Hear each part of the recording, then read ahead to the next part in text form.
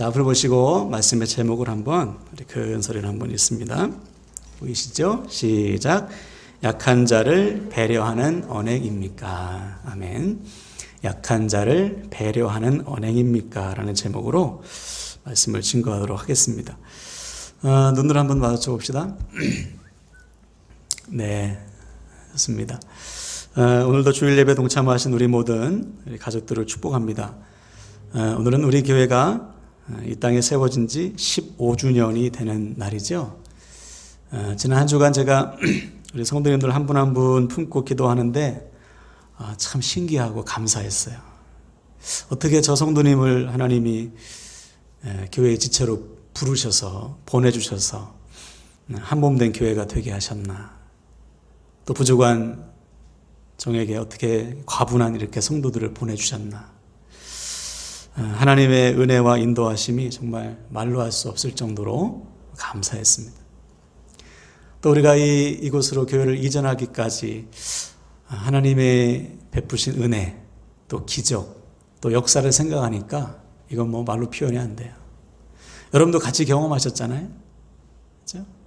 우리가 아마 계산기 두드리고 했다면 아마 못했을 거예요. 순종하니까 하나님이 하신 거예요. 앞뒤가 꽉꽉 막혔는데 간절히 기도함에 맡기니까 하나님이 길을 내어주셨어요. 하나님이 내어주시는 길이 가장 좋은 길이다. 이 사실을 우리가 같이 우리가 교회를 이전하면서 체험하게 되었습니다. 그러므로 사랑하는 여러분, 앞으로도 우리를 통해서 역사하실 하나님 기대하시고 한 몸 된 교회 지체로서 더 헌신하게 쓰임받는 저와 여러분 되시기를 주님의 이름으로 간절히 축원을 드립니다. 아멘, 아멘. 자, 오늘 말씀을 전하기에 앞서 우리가 좀 한 가지 짚고 넘어가야 할 문제가 있습니다. 뭐냐면 이 땅에 코로나가 확산되고 교회 모임이 중단됐을 때 많은 분들이 교회를 좀 걱정했어요. 뭘 걱정했냐? 코로나 상황이 돼서 모임이 중단되고 예배가 금지되고 또 성도들이 모임이 없어지다 보면 교회의 믿음이 약해질 것이다. 믿음을 잃어버리는 자도 생겨날 수 있다. 가뜩이나 성도들이 믿음이 약해진 상태인데 더 약해질 수 있다. 그래서 이 코로나가 교회의 믿음에 아주 심각한 타격을 줄 것이다. 그렇게 많은 분들이 우려하고 걱정했어요. 실제로 코로나 상황을 통해서 많은 분들이 믿음이 약해질 수도 있고 또 믿음을 잃어버린 분도 계실 수도 있어요. 교회마다. 그런데 저는 일부분 좀 공감을 하면서도 다 동의하지는 않았어요. 왜냐? 이 코로나 상황 역시 하나님의 주권, 하나님의 다스리심 아래에 있다면 오히려 이것이 우리의 믿음을 회복하는 기회가 될 수 있다. 그렇게 믿었기 때문에. 코로나가 하나님께서 허락하신 상황이라면 이 분명한 우리에게 말씀하시는 뜻이 있다. 메시지가 있다. 그렇게 생각했어요. 그래서 우리가 이 기간 동안에 집중한 게 뭐예요? 두 가지죠. 첫 번째는 우리의 가정, 두 번째는 우리의 개인 신앙생활.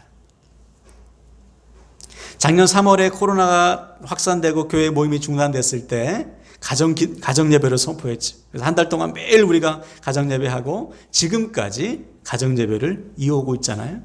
또 우리 아름 집사님이 아이디어를 탁 주셔가지고 야, 이 기간에 우리 가만 손 놓고 있지 말고 말씀에 집중하자. 그래서 온라인 통독 100일 통독 끝내고 지금 2기 300일 통독을 계속 이어가면서 매일 말씀을 읽으면서 묵상하고 하나님과 동행하는 훈련하고 있잖아요.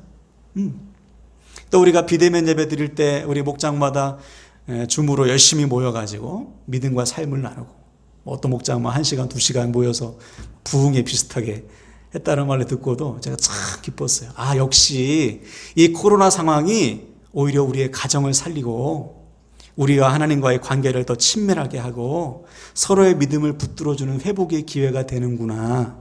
참 감사했다고요. 자, 그런데 변수가 생겼습니다. 문제가 생겼어요. 뭐냐? 이 기간이 너무 길어진 거예요, 지금. 처음에는 막 다시 모여 예배할 때 우리 얼마나 너무 교회 오고 싶었어요. 그러면서 모이지 못할 때도 교회 가고 싶어요. 너무 가고 싶어요. 그래서 간절한 마음으로 예배하면서 그동안 당연하게 여기던 것들이 실제는 하나님의 은혜였구나 깨달으면서 간절히 예배했다고요. 그런데 이 코로나 기간이 장기화되다 보니까 어느덧 이 기간이 좀 익숙해진 거예요. 모이지 않는 것이 익숙해졌어. 그래서 주일날 예배 드리면서도 간절함이 예전만 못한 거예요. 처음에 그 감동이 못한 거예요. 여러분, 치료제가 나오기까지 또 1년 정도 기다려야 돼요. 작년과 올해 상황이 비슷합니다. 지금 1년이 넘어가고 지금 2년째가 되어가고 있습니다. 혹시 여러분 중에도 모이지 않는 것, 예배가 예전만 못한 좀 시들해진 예배에 대한 간절함이, 갈급함이 좀 약해진 분이 있다면 그게 문제인 거예요.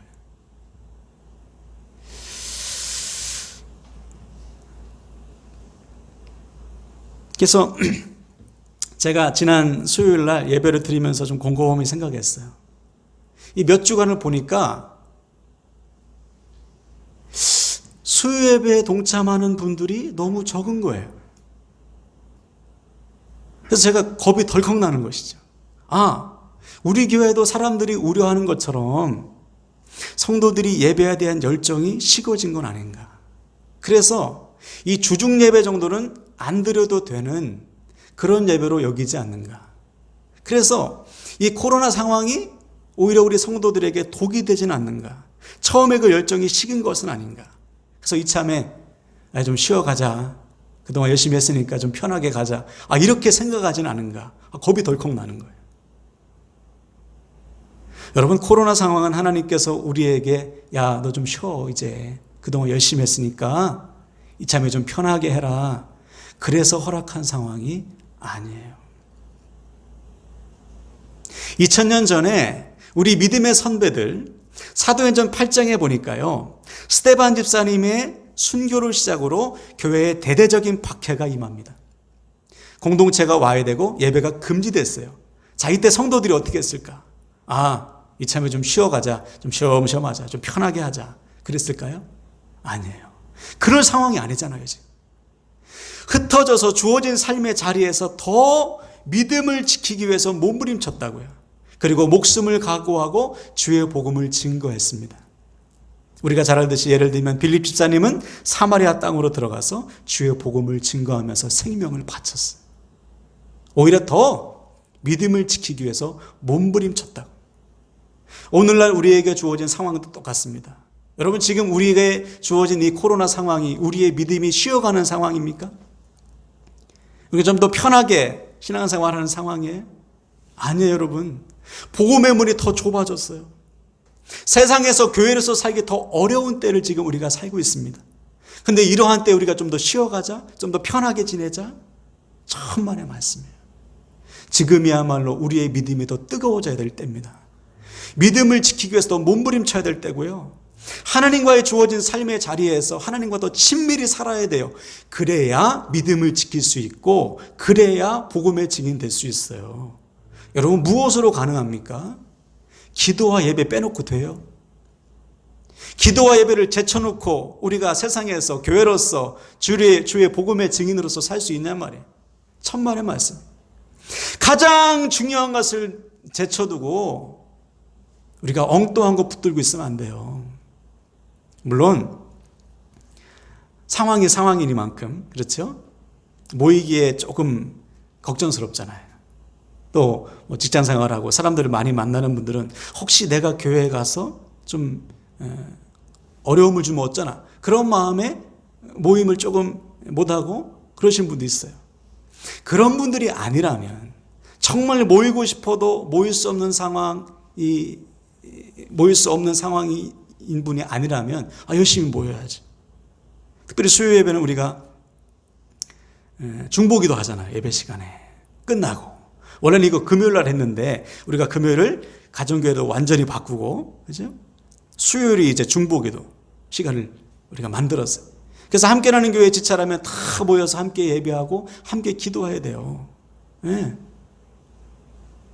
그런데 수요 예배는 드리고 싶은 사람만 드리고 나는 그냥 집에서 있거나 아니면 나 바쁘니까. 그렇게 돼버리면 이게 심각한 문제인 거예요. 문제가 시작되는 것이죠. 좀 쉬어가는 시간인가? 이 시간이? 좀 이 시간이 좀 편하게 지나는 시간인가? 그렇게 만약에 여겨진다면 우리는 지금 오해하고 있는 거예요. 지금 우리가 더 뜨거워져야 될 시간이에요. 더 기도와 예배에 집중해야 될 시간이에요. 그래야지만 믿음을 지킬 수 있기 때문에. 제가 지난 수요예배 끝난 다음에 우리 직분자 단톡에 남겼어요. 주어진 삶의 자리에서 예배에 동참하지 못하면 우리가 온라인 실시간이라도 열심히 동참해서 함께 기도하고 함께 예배해야지.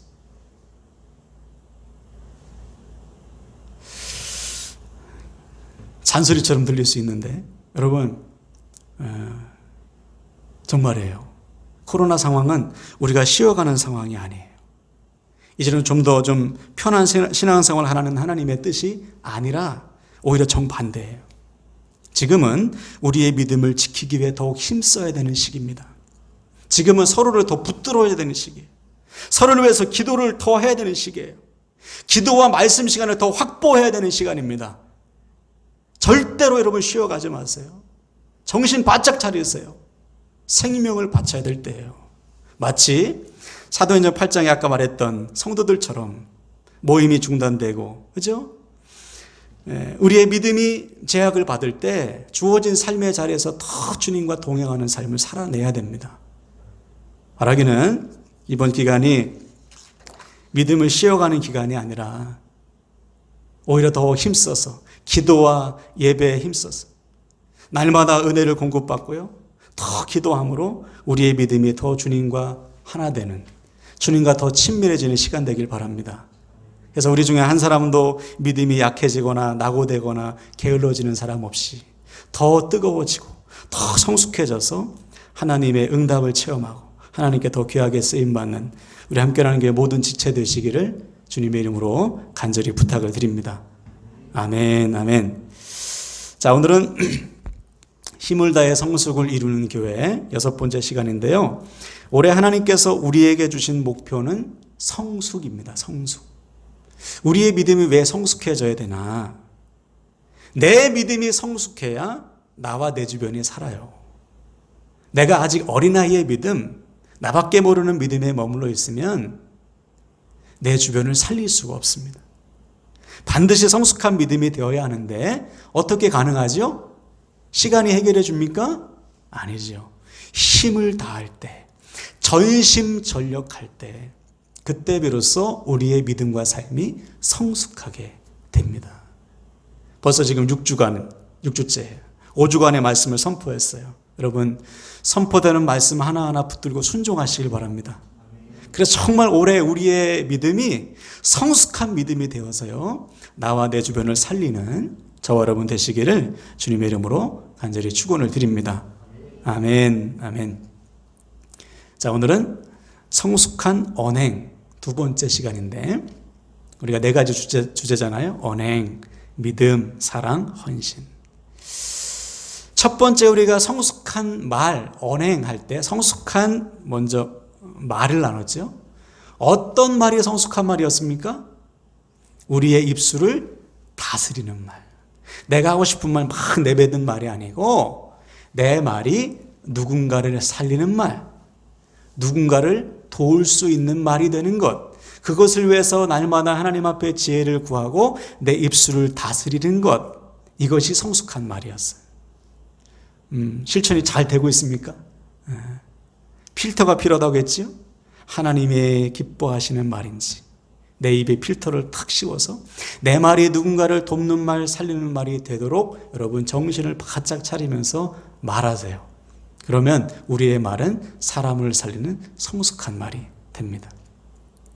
자, 오늘은 2번째인데 한번 따라할까요? 약한 자를 배려하는 언행. 네. 성숙한 언행이란 어떤 언행인가? 약한 자를 배려하는 언행입니다. 내 곁에 믿음이 약한 자가 있다면 말을 함부로 하지 않고 그를 배려해서 하는 거예요. 자, 본문 1절, 2절 한번 볼까요? 믿음이 강한 우리는 마땅히 믿음이 약한 자의 약점을 담당하고 자기를 기쁘게 하지 아니할 것이라 우리 각 사람이 이웃을 기쁘게 하되 선을 이루고 덕을 세우도록 할지니라. 아멘. 자, 여기서 말하는 강한 우리, 여기서 강한이라는 것은 성숙한이라는 뜻입니다. 어른의 믿음이에요. 성숙한 우리는 마땅히 약한 자의 약점을 담당한다. 여기서 말하는 담당한다는 것은 참아주다, 배려하다라는 뜻입니다. 그러므로 성숙한 언행에는 어떤 언행인가? 나보다 약한 사람을 참아주고 배려해 주는 거예요. 그냥 내가 하고 싶은 말, 내가 좋은 말, 나만 좋으면 그만인 말이 아니고 내 옆에 있는 사람을 돌아보고 그들을 배려하고 참아주는 말, 그래서 선을 이루고 덕을 세우는 말, 이것이 성숙한 언행이에요. 특히 바울이 오늘 본문을 기록한 배경이 있습니다. 이유가 있어요. 로마 교회 성도들 안에 싸움이 일어났습니다. 어떤 싸움이냐? 별것도 아닌 거, 먹는 것 때문에 싸움이 일어났어요. 특별히 고기 문제인데, 그 당시 로마에 통용되는 모든 고기는 로마 신전에 바쳐진 고기입니다. 신전에 신에게 먼저 제사를 드린 다음에 고기를 유통했거든요. 그러니까 이 로마 교회 안에는 두 종류의 성도들이 있거든요. 유대교 전통에 있는 성도들, 헬라 출신 성도들. 유대교 전통에 있는 성도들은 신전에 바쳐진 고기를 먹기가 좀 그런 거예요. 그래서 안 먹어. 헬라 출신 사람들은 전혀 꺼리낌 없이 먹는 거예요. 왜냐하면 구원은 믿음으로 주어지기 때문에 율법의 영향을 안 받잖아요. 그러다 보니까 서로 상처를 주고받는 거예요. 율법 전통에 있는 성도는 아니 어떻게 우상에게 바쳐진 고기를 먹지? 그러면서 막 실족하고, 헬라 출신 사람들은 아유 이 사람 배웠잖아, 구원은 믿음으로 주어지는 거, 연약해가지고 율법 때문에 고기도 못 먹고 벌벌 떠면 어떡해, 아유 더 배워야 되겠네, 그러면서 서로 상처를 주고받고 있는 거예요. 자, 그래서 바울이 오늘 본문에 이렇게 정리해 주는 것입니다.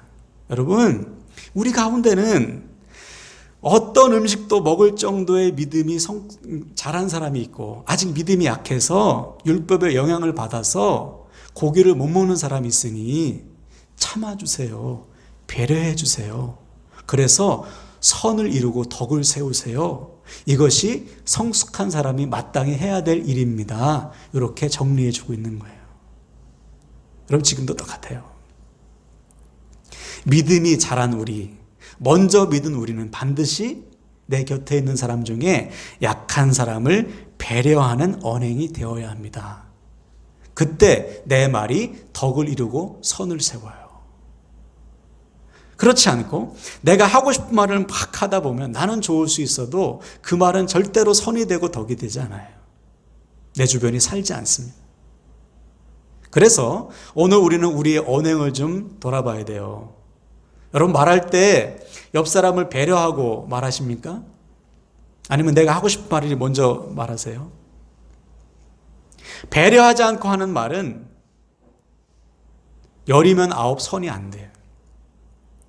배려하는 말을 할 때 그 사람이 나의 말을 통해서 생명의 주님을 만나게 되는 것이죠. 그래서 오늘 우리는 우리의 언행을 좀 돌아봐야 됩니다. 나는 정말 배려하는 말을 하는가? 나는 정말 상대방을 배려하는 말을 하기 위해서 애쓰고 있는가?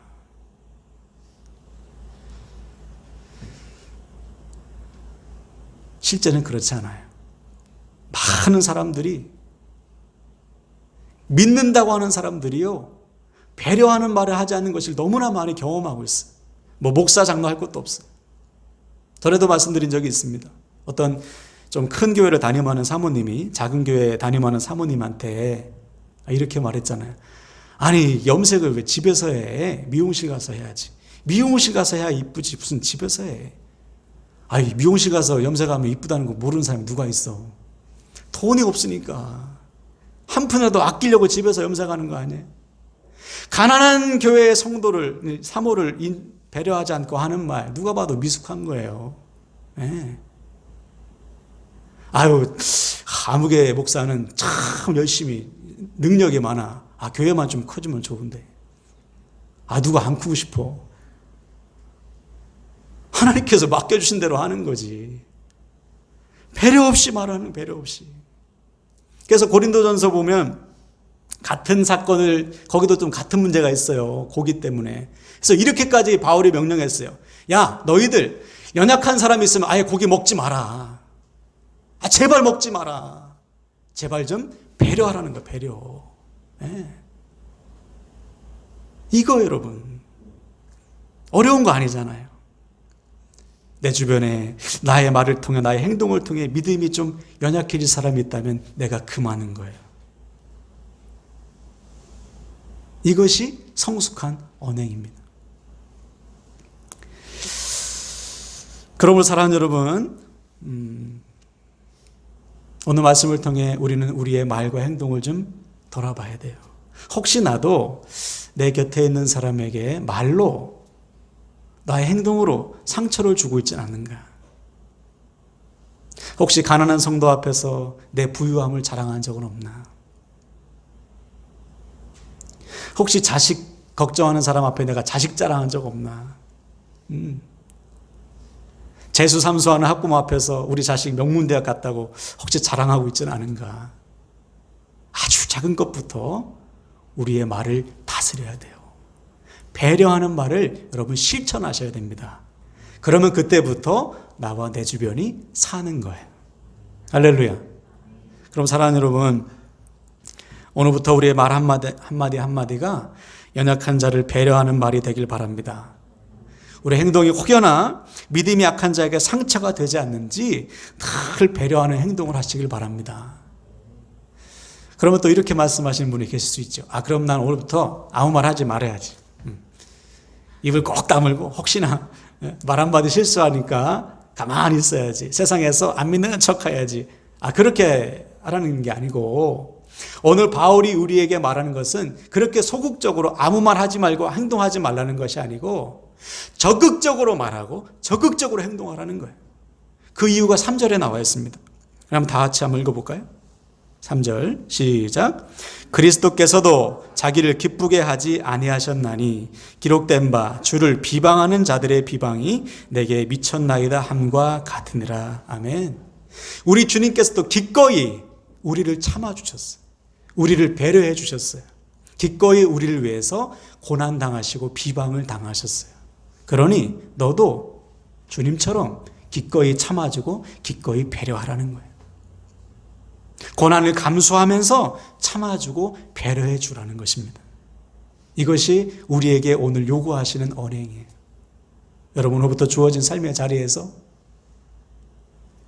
약한 자를 위해서 배려하고 약한 자를 위해서 참아주길 바랍니다.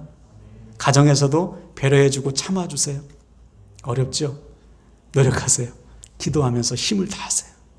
직장과 학교에서도 배려하면서 참아주세요. 순간만 좀 넘기면 돼. 막 하고 싶은 말이 굴뚝 같을 때, 이 말이 덕이 되고 선이 될까? 배려하는 말일까? 생각하면 하나님께서 금방 지혜 주셔요. 사랑과의 관계 속에서 반드시 배려하는 말을 하세요. 그래서 우리의 입에서 나오는 모든 말이 선을 이루고 덕을 세우길 바랍니다. 선이 되고 덕이 되지 않으면 입 밖에도 내지 마세요. 반드시 배려하는 말을 해서 오늘부터 선포되는 우리의 입의 모든 말이 누군가를 살리는 말, 덕이 되고 선이 되는 말이 돼서 나와 내 주변을 살리는 언행 되시기를 주님의 이름으로 간절히 축원을 드립니다. 아멘, 아멘.